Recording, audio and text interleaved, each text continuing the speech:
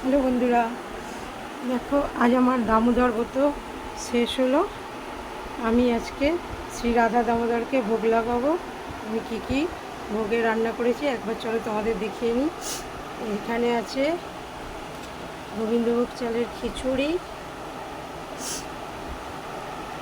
এখানে আছে যেই সবজিগুলো আমার দামোদর মাসে বারণ ছিল আমি নিতে পারিনি, সেগুলো সবগুলো মিশিয়ে একটা লাবড়া বা চচ্চড়ি, আর শ্রী রাধা দামোদরের খুব প্রিয় বকফুল, সেই বকফুলের বড়া, আর এদিকে আছে পরমান্ন অর্থাৎ পায়েস, কাজু কিশমিশ দেওয়া, আর যে ওটা ওপরে দেখা যাচ্ছে ওগুলো এলাচ।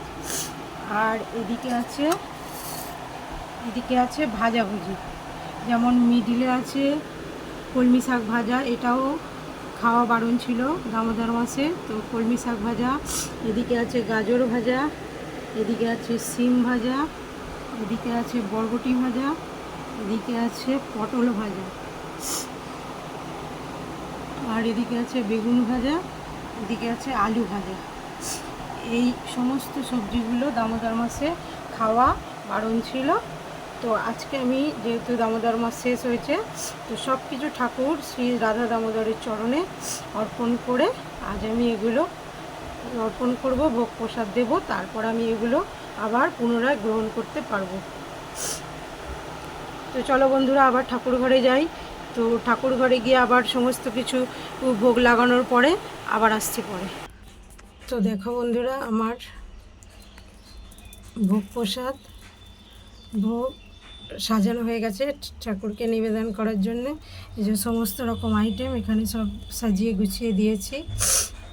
মাঝখানে খিচুড়ি, উপরে লাবড়া, এদিকে আলু ভাজা, ওদিকে বেগুন ভাজা, এদিকে গাজর ভাজা, এদিকে বকফুল ভাজা, এদিকে কলমি শাক ভাজা, এদিকে পটল ভাজা, এদিকে বরবটি ভাজা, এদিকে সিম ভাজা, আর এদিকে আছে পুষ্প, তুলসীপত্র আর জল, আর এদিকে আছে পরমান্ন, তুলসী পাতা, পুষ্প, আর এদিকে আছে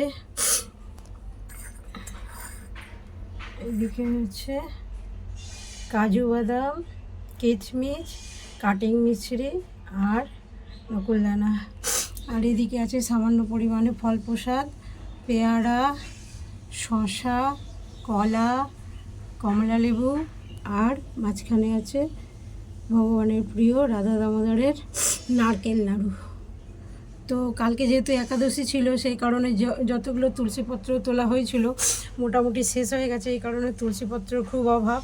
এই কারণে আমি তুলসীর যে শুকনো কাষ্ঠ, সেই কাষ্ঠ দিয়ে দিয়েছি। তুলসী পত্রও চলে প্লাস তুলসী কাষ্ঠও চলে। তো আমার এইভাবে ভোগ নিবেদন প্রভুকে হয়ে গেছে। আর এদিকে এই